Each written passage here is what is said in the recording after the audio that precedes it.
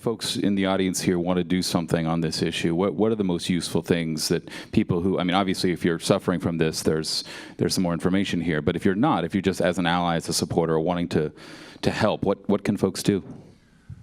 Well, Angie's group, which was esureproblems.com, I think it's now medical.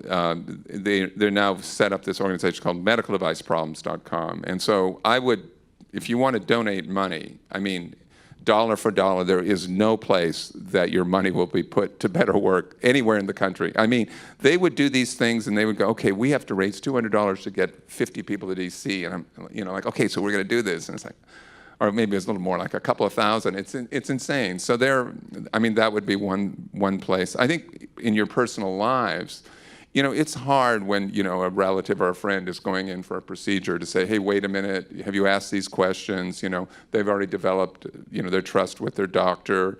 And the last thing somebody wants, especially if it's near the time of going into the procedure, is to start doubting their doctor.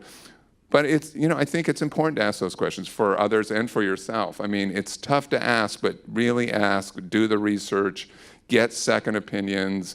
Don't assume that the doctor knows. I mean, the amount of research we do on buying a new car, a new computer, whatever, is oftentimes far more than we ever do on our, major health procedures. And we've got to really change that mindset. So I think there's something that, everybody can do collectively. I think that's important.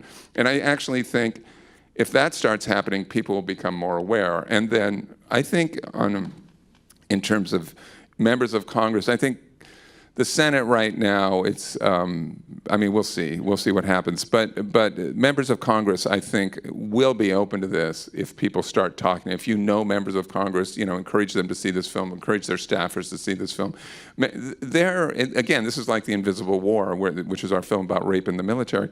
People were completely unaware. And then when they saw the film, or when staffers saw the film, and like with The Invisible War, when Senator Gillibrand of New York saw the film, she then took it on as a cause, and as a result, she ended up getting 35 reforms passed through Congress and signed into law.